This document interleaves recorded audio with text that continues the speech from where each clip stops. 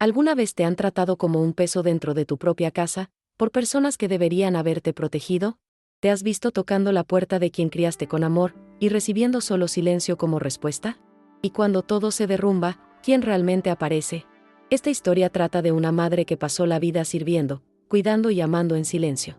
Hasta que, un día, al volver del trabajo, descubrió que la habían simplemente dejado fuera. Sin hogar, sin rumbo, sin nadie cerca, o al menos eso creía ella. Tal vez nunca hayas vivido algo así, o tal vez ya hayas sentido ese tipo de abandono oculto entre líneas del día a día. Quédate conmigo, porque lo que ocurrió esa noche oscura tiene mucho que decir sobre la ingratitud, los reencuentros, y el tipo de justicia que solo el tiempo trae. Mi nombre es Graciela Montenegro, tengo 69 años, y hasta aquella noche, yo aún creía que el amor bastaba. Durante casi toda mi vida, fui maestra de primaria en una escuela pública en los alrededores de San Miguel. Enseñar a los niños era mi pasión. Después de jubilarme, seguí dedicándome a la familia, o a lo que quedaba de ella. Mi marido falleció de forma tranquila, durmiendo, hace 7 años. Desde entonces, mi casa pasó a albergar a mi hija menor, Paula, su esposo Matías y mi nieto, Julián. No era una convivencia perfecta, pero yo no pedía mucho. Solo quería estar cerca. En aquel tiempo, mi rutina era sencilla: me levantaba temprano, preparaba el café, alistaba la lonchera de Julián, lavaba la ropa sucia, limpiaba la casa y, a veces, hacía trabajitos como cuidadora de una señora mayor en el barrio de al lado. Era el único dinero que entraba para mí, ya que la pensión apenas alcanzaba para mis medicinas. Nunca me importó el lujo. Bastaba con tener paz, un techo y el cariño de mi familia. Pero incluso eso fue marchitándose poco a poco, como una flor olvidada en un rincón de la sala.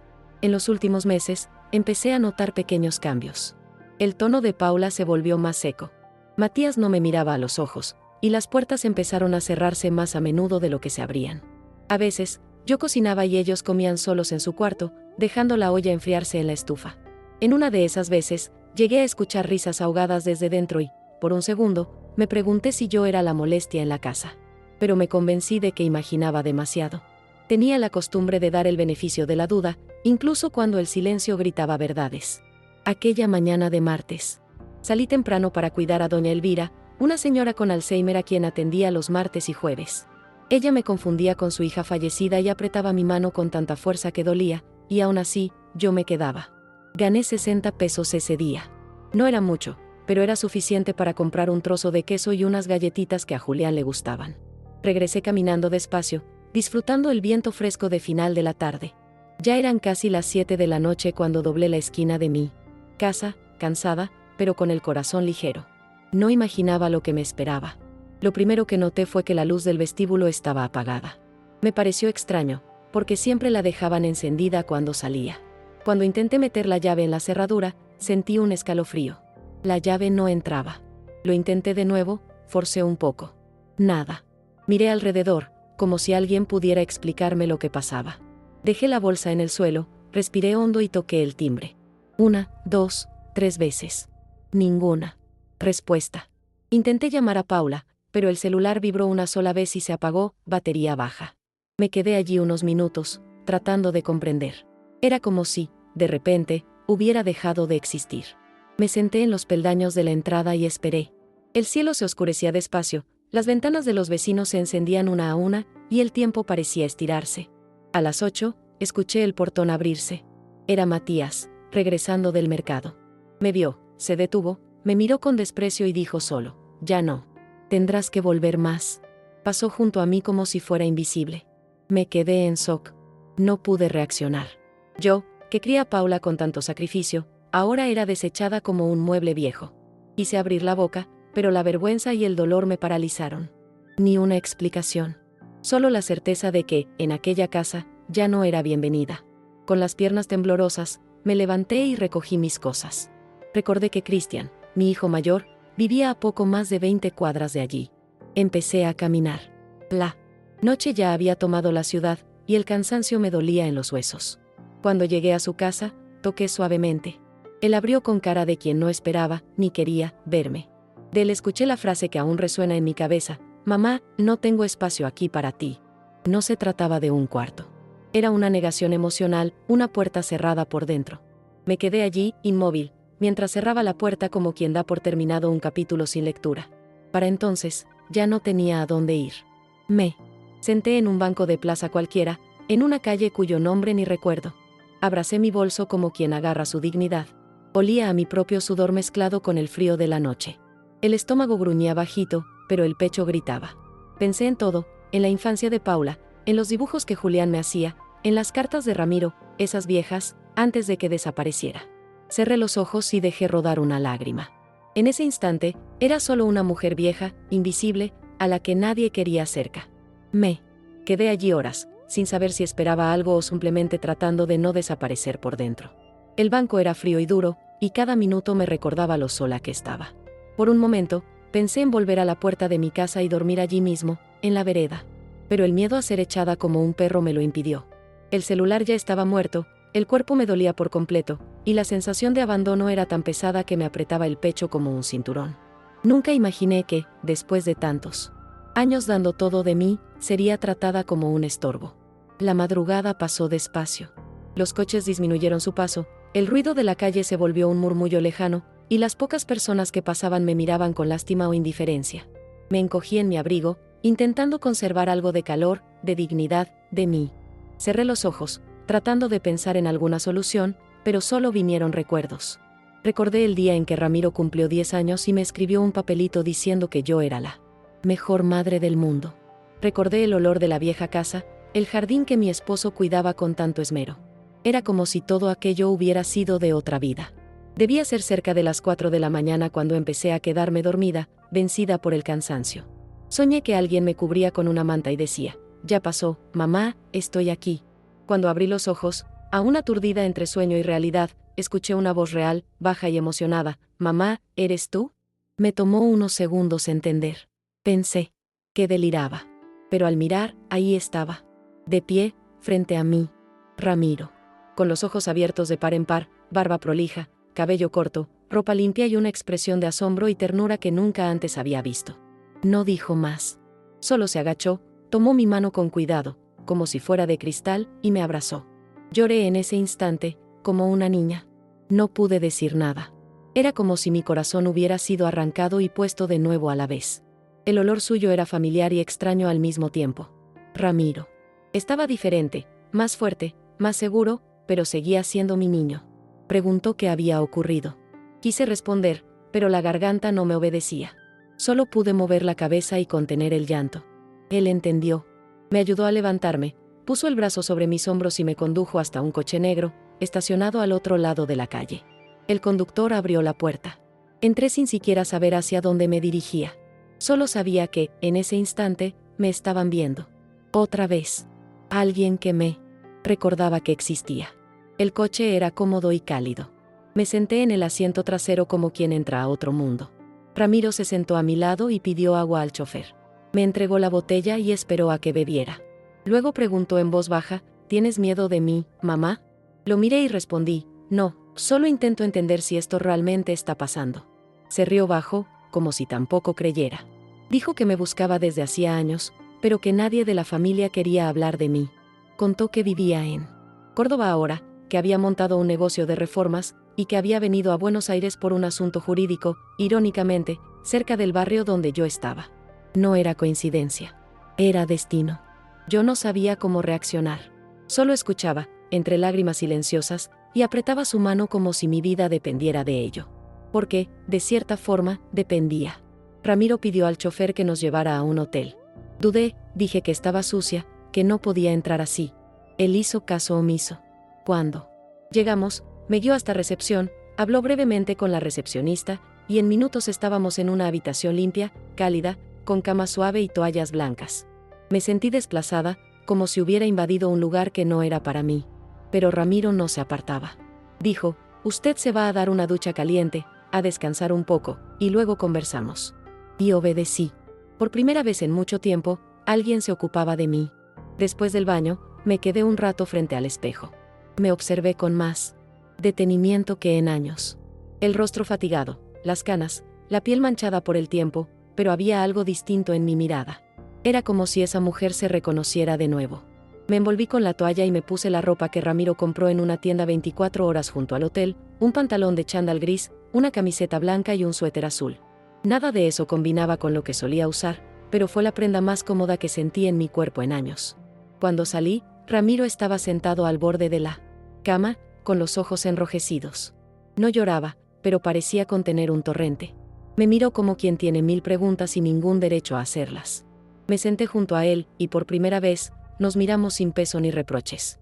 El silencio que surgió fue hermoso. Ese silencio que cura, que acoge. Tras un rato, respiró profundo y dijo: perdóname por desaparecer, yo era un mocoso orgulloso. Pensé que nunca más querría saber de nadie. Asentí con la cabeza, con un nudo en la garganta. Llegaste en el momento justo, hijo. Pidió que le contara todo. Cada detalle. Y yo hablé. De la puerta cambiada, del desprecio de Matías, de la mirada vacía de Paula, de la negativa fría de Cristian. Conté todo sin adornos, sin exagerar. Solo la verdad cruda. Ramiro escuchó con los ojos llenos de agua y los puños apretados. A ratos se levantaba, caminaba por la habitación, murmuraba palabrotas. Pero me respetó. No hizo promesas. No intentó arreglarlo todo en ese momento. Solo me escuchó.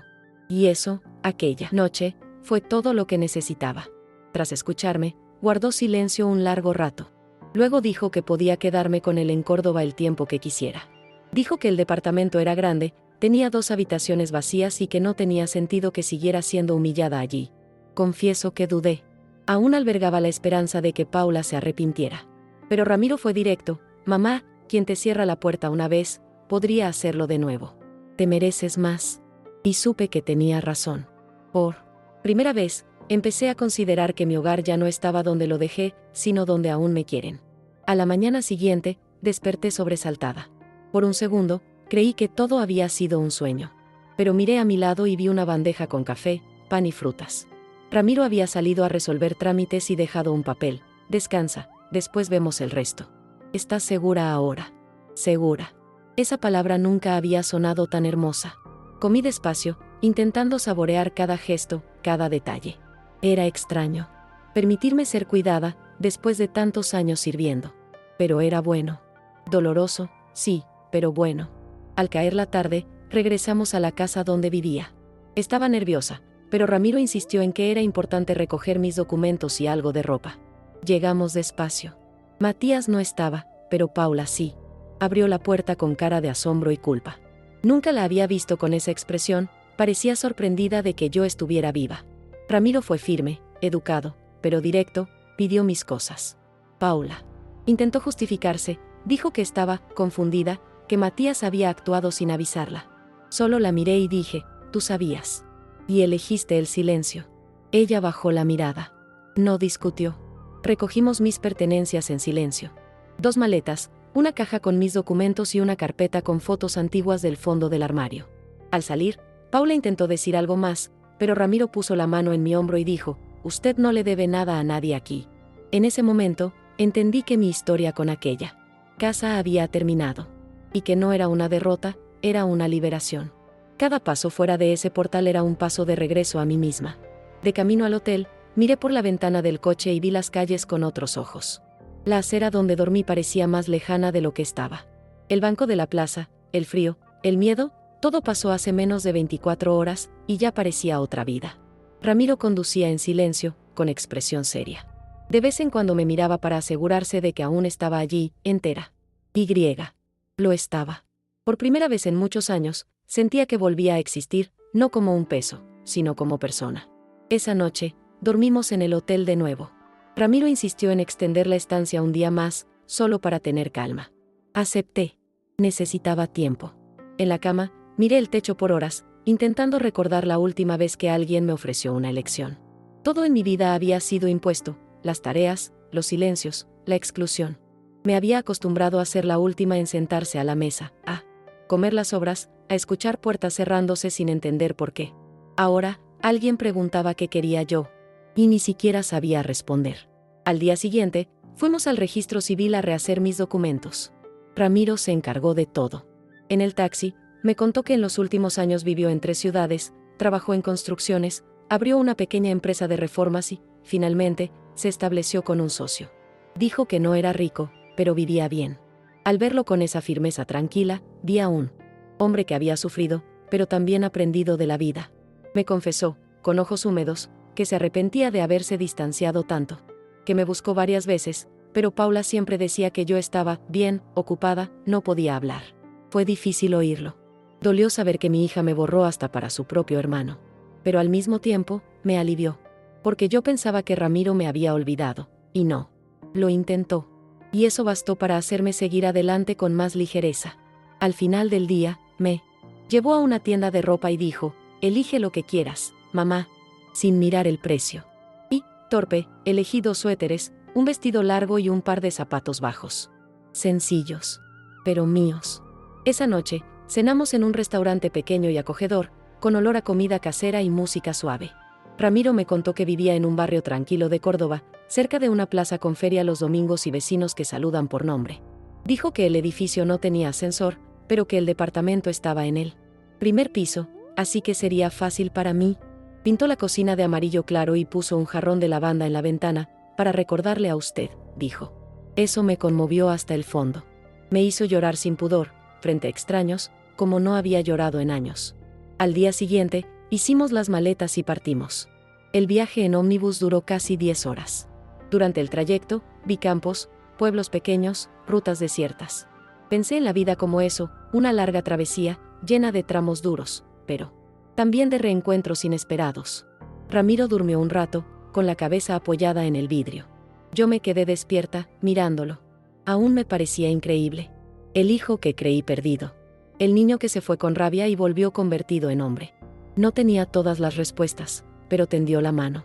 Y eso ya era más de lo que recibí de casi todos. Llegamos al caer la tarde. El barrio era tranquilo. Las casas tenían galerías con plantas, niños jugaban en la acera. Subimos los pocos escalones hasta el departamento y, al entrar, olí la lavanda. Era real. La cocina amarilla estaba tal como dijo. La mesa puesta con 2 platos, servilletas de tela y un papel, bienvenida, mamá.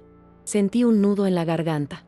Abracé a mi hijo y prometí, sin decirlo en voz alta, que de ahora en adelante, yo también lo cuidaría.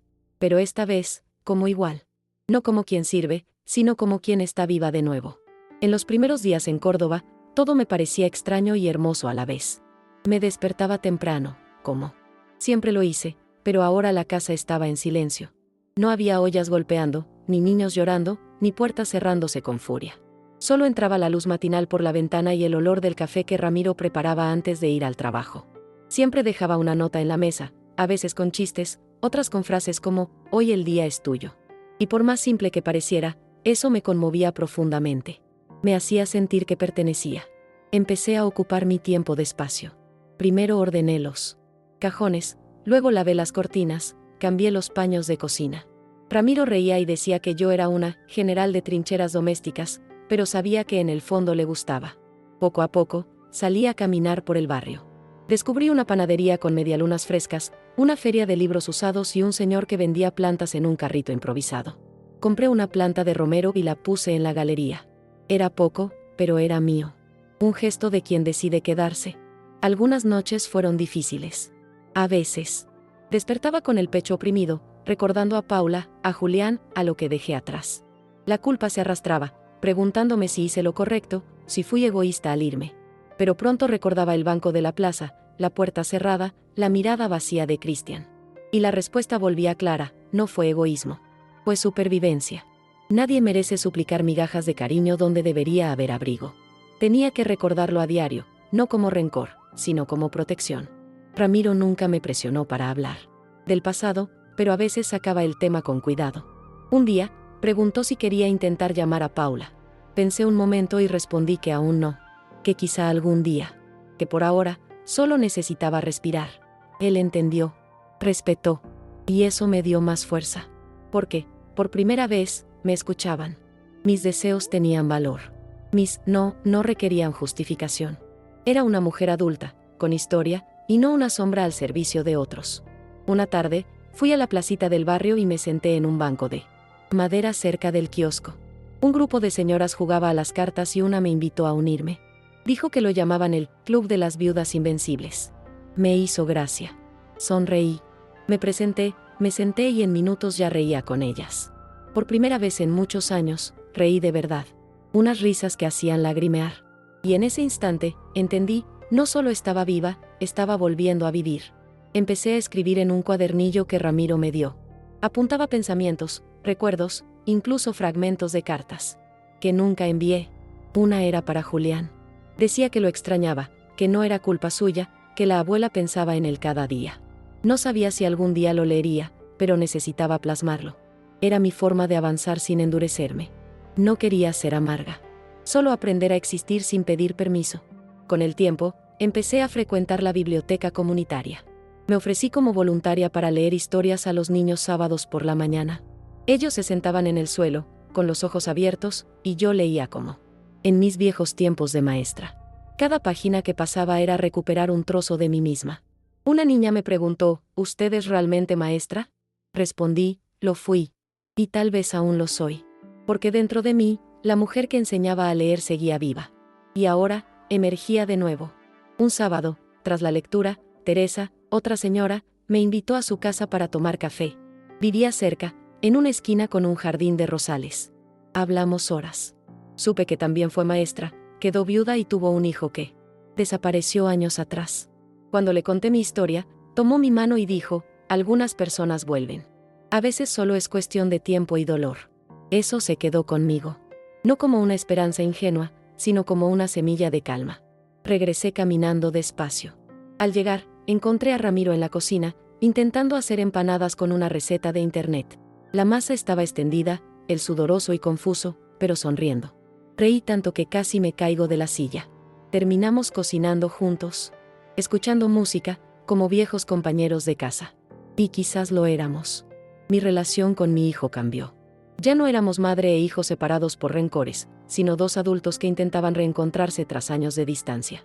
Esa noche, cenamos y él me preguntó, ¿se ha sentido feliz aquí? Respondí sin dudar, ¿hoy? Sí. Y hacía tiempo que no decía eso. Ramiro sonrió.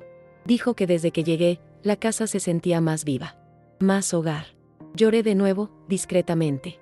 Porque escuchar eso de un hijo, que estuvo 14 años ausente, fue más de lo que cualquier disculpa podría sanar.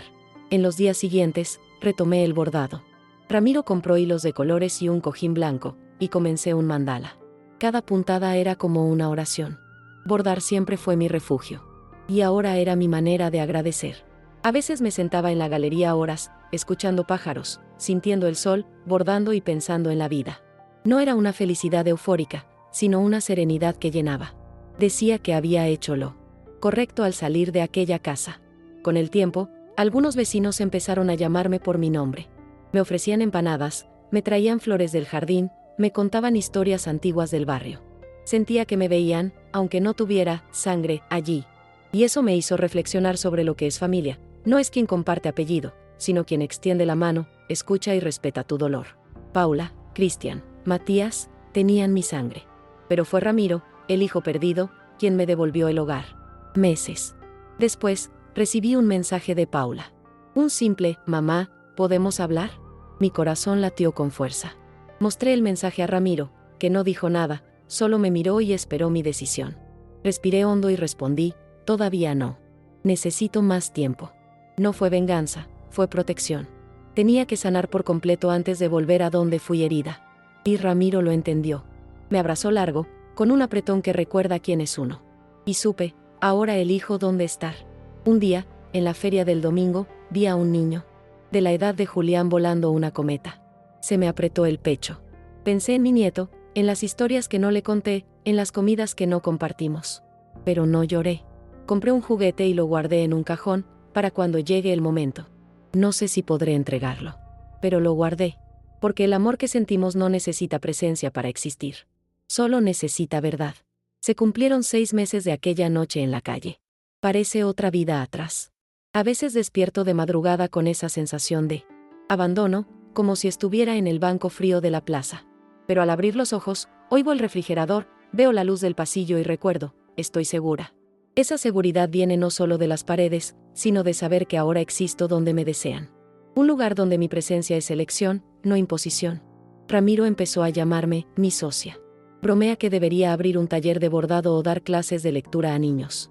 Río y digo que estoy demasiado vieja. Pero sé que es cierto, después de todo, algo en mí se encendió. No es rabia, es vida. Y tras tanto tiempo apagada, Esa pequeña llama que ahora me calienta es un milagro diario. A veces escribo cartas que nunca envío. Una fue para Christian. Le dije que lo entiendo, pero no lo disculpo. Que su frialdad en la puerta de su casa no fue solo dolorosa, sino decisiva. Que tal vez piense que hizo bien, o quizá ni me recuerde. Pero yo pienso en él. Y, sin querer, aún llevo la frase, no tengo espacio. Porque no era la casa, era el corazón. Y ese vacío no se olvida fácil. Otra fue para Paula, más suave. Le expresé que la amo, que amo a mi nieto. Que no espero disculpas, pero necesitaba silencio para reconstruir lo que ella destruyó en mí. Que el tiempo dirá si hay reencuentro, pero por ahora debo permanecer lejos de quien me hirió sin remordimiento. Ramiro leyó esa carta y no dijo nada. Solo me trajo té de manzanilla y se quedó conmigo en la galería, escuchando los grillos. Fue el silencio más acogedor que viví. Descubrí que lo más difícil no es perdonar, sino aceptar que algunos no cambian. Que podemos amar, pero a distancia. Que algunos vínculos se rompen no a gritos, sino con silencios. Y que cuando alguien cierra una puerta sin aviso, quizá te brinda la oportunidad de entrar a un nuevo hogar, con ventanas abiertas y olor a lavanda. Esa fue la gran lección de mis últimos meses. El amor propio no es egoísmo, es supervivencia. Un día, Ramiro me llevó a un mirador en una colina. Quería mostrarme la ciudad desde arriba. Desde allí, el mundo parecía pequeño y los problemas menores. Me abrazó por los hombros y dijo, «Eres más fuerte de lo que crees, mamá». Y respondí sin dudar, «Soy fuerte porque no tuve elección. Pero ahora elijo ser feliz». Guardamos silencio, mirando el atardecer. Ahí sentí que algo en mí había pasado la página de una vez por todas. Los domingos por la tarde, empecé a cocinar. Ramiro invita a amigos, colegas, vecinos. La mesa se llena de voces, risas y aromas. Cocino con gusto, pero no como antes. Ahora cocino porque quiero, porque disfruto, porque me siento parte. Y nadie me deja sola lavando platos o comiendo al final. Todos me llaman Doña Graciela, y me dicen que mi tarta de papas es la mejor de la ciudad. Sonrío y pienso, no es la mejor por el sabor, sino porque la hace quien volvió a encontrarse. Otro día, me senté a escribir este relato. Fue la primera vez que puse todo en papel con principio, medio y fin. Lo hice porque sentí que mi historia podía ayudar a alguien. Alguien que se sienta sin valor, invisibilizado en su propia casa. Yo estuve allí. Sé cómo es. Y si puedo decir algo, es esto: a veces perderlo todo es la única forma de reencontrarse. Y a veces, el hijo que te dejó, es quien vuelve para recordarte quién eres. Una mañana, tendiendo la ropa, escuché a una vecina decir, «Esa señora nueva siempre anda sonriente. Debe tener una buena vida, ¿no?». Sonreí por dentro. Si supiera, de las lágrimas ocultas en las primeras noches, de los recuerdos que me visitan, de los silencios pesados que cargué durante años. Pero era cierto, sonreía. No porque la vida fuera fácil, sino porque, finalmente, era mía. Cada gesto simple ahora tenía un valor que antes no veía. Volví a tener pequeñas alegrías olvidadas, pintarme las uñas sin críticas, comprar un dulce sin culpa, elegir un canal de TV sin que otro cambiara. Detalles tontos, quizás, pero que me devolvían a la Graciela que fui antes de ser solo, la abuela que cuida, la suegra molesta, la madre que no se queja. Aquí, soy solo yo. Y eso, tras casi 70 años, es un regalo sin nombre. Una tarde lluviosa, me senté junto a la ventana con una manta y revisé las fotos antiguas que traje en la maleta. Había una de Paula niña, sonriendo con dientes torcidos. Otra de Christian con uniforme escolar. Y una de Ramiro pequeño, abrazado a su padre en el jardín de la vieja casa. Miré cada foto con cariño, pero sin dolor. Ya no era el duelo de quien perdió, sino la gratitud de quien vivió momentos hermosos. Y eso nadie me lo quita. Guardé las fotos y escribí en mi cuaderno, perdonar no es olvidar. Es dejar de sangrar. Desde que dejé esa casa, sangraba menos cada día. Algunas cicatrices aún pican, arden a veces. Pero ya no me definen. Son parte de lo que pasé, no de lo que soy. Y entender eso me hizo respirar mejor. Más liviana. Como si al fin soltara los hombros, enderezara la espalda y caminara sin miedo. Ramiro, a veces, me observa en silencio. Lo noto. Un día le pregunté qué pensaba. Al mirarme así, respondió, trato de entender cómo te dejaron llegar a ese punto. Como nadie vio o quiso ver. Sonreí triste y dije, porque uno se acostumbra a ser invisible cuando ama demasiado. Se tragó la boca y me abrazó. En ese abrazo hubo culpa, pero también cura. Porque él volvió. Y a veces, volver es el mayor perdón que alguien puede dar. Visitamos la tumba de su padre un sábado soleado. Llevamos flores, Limpiamos la lápida y permanecimos en silencio un rato. Ramiro contó que su padre le aparece en sueños de vez en cuando. Que en los sueños no habla, solo mira. Y que en el último, sonrió. No supe qué decir, así que apreté la mano de mi hijo. Quizás fue una señal. O solo la mente haciendo las paces con el pasado. De cualquier modo, fue hermoso. De regreso, paramos a comer churros en un puesto. Ramiro se manchó la nariz con azúcar y reímos tanto que casi se nos cae la bolsa. Eran esos pequeños momentos que, unidos, crean algo enorme. Una nueva historia. Y esta vez, con espacio para mí desde el primer capítulo. A veces, la vida empieza de nuevo en un hotel de lujo. A veces, en un banco de plaza. En mi caso, empezó en el fondo del pozo, y allí vi una mano tendida. La mano del hijo que creí perdido, pero que nunca dejó de buscarme. Un domingo por la tarde, me senté con Ramiro en la galería y hablamos del futuro. Me preguntó si quería reformar un cuarto extra para mi propio espacio, un taller de costura, lectura o lo que deseara. Me hizo gracia, dije que me mimaba. Demasiado. Pero en el fondo me emocioné. Porque no solo me ofrecía techo, sino autonomía. Por primera vez en años, alguien preguntaba qué quería construir, no dónde encajaba. Elegí un rincón de lectura. Pintamos las paredes de verde claro, compramos un sillón cómodo, una lámpara de pie y una pequeña estantería. Puse mis viejos libros, algunos cuadernos, una foto de mi marido y una radio a pilas que aún funciona. Al sentarme por primera vez, con un libro y silencio a mi alrededor, lloré. ¿Por qué? No era sobre el espacio físico, sino el emocional. Un lugar en el que respirar sin miedo a interrupciones. Donde nadie me mirara con desprecio. Donde era bienvenida. Empecé un diario crónica. En él, contaba mi día a día y cartas a la mujer que fui. Daba consejos, desahogos, recuerdos.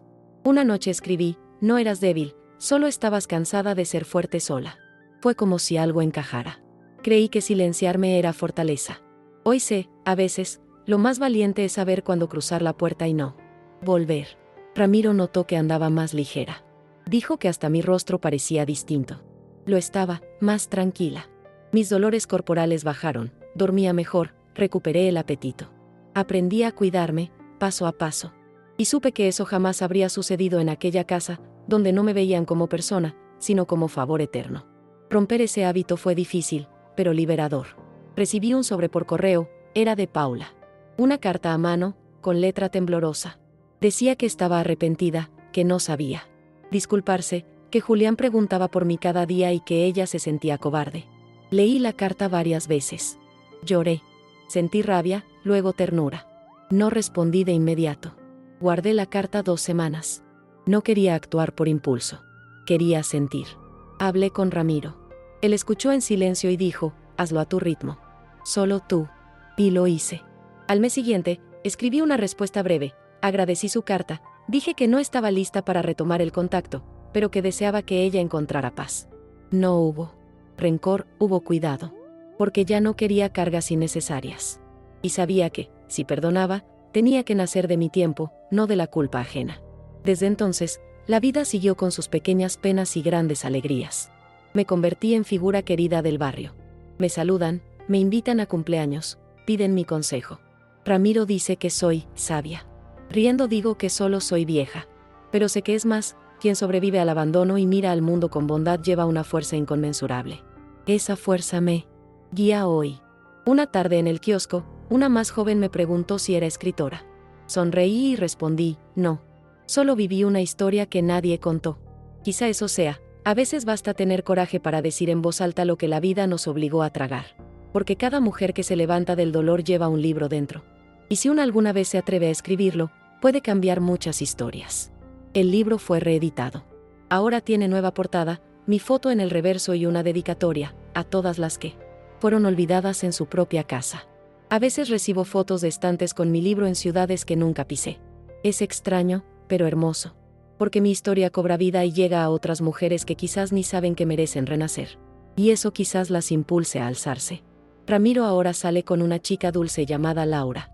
Ella me trata con cariño, me escucha, pide recetas y me ayuda en los encuentros de la plaza. A veces la veo mirarlo con tanto amor que me emociono. Porque amar así a un hombre, como él solo es posible tras conocer las heridas que carga. Y Laura lo entiende. Planean casarse. Y sé que si me invitan, tendré un lugar en la mesa. No como adorno, sino como madre. Paula sigue en silencio. Pero yo ya hice las paces con ella y con Cristian y con mi pasado. A veces amar es soltar. No con rencor, sino con dignidad. Yo solté. Y al hacerlo, liberé a la Graciela que sufría expectativas y culpas. Hay cosas que solo la vida resuelve, y otras que el tiempo se lleva, si dejamos que lo haga. Si pudiera decir algo final a quien lea esto, no permitas ser invisible. No aceptes un amor condicionado. Si un día te cierran la puerta en la cara, recuerda, aún tienes la llave de tu propia historia. Úsala. Sal. Comienza de nuevo. Aunque tengas miedo. Aunque llores. Porque vivir por ti misma, tras tanto anularte, es el acto más valiente. Soy Graciela Montenegro. Y esta fue la historia del día en que me dejaron fuera, y encontré la puerta correcta. La que se abrió de verdad y nunca más se cerró. A veces lo que parece el fin es solo el comienzo de un nuevo camino. Y cuando alguien encuentra fuerzas para levantarse del lugar donde fue abandonado, todo cambia. Graciela no regresó al pasado ni borró lo vivido, pero eligió no quedarse donde fue herida. Y quizás, en el fondo, eso es lo que muchos necesitamos hacer. Si alguna vez sentiste que te olvidaron quienes más amabas, o si guardas recuerdos de puertas que se cerraron cuando más necesitabas refugio, cuéntalo. A veces, decir en voz alta lo que dolió es el primer paso para sanar. Comparte esta historia con quien pueda estar viviendo algo similar, o necesite una señal para no renunciar a sí mismo. Porque a veces, una historia contada con verdad enciende otro corazón herido, y enciende una luz. Y si quieres escuchar más historias como esta, reales, profundas y contadas con el cuidado que merecen, quédate con nosotros. Porque a veces, todo lo que necesitamos es una historia que nos abrace.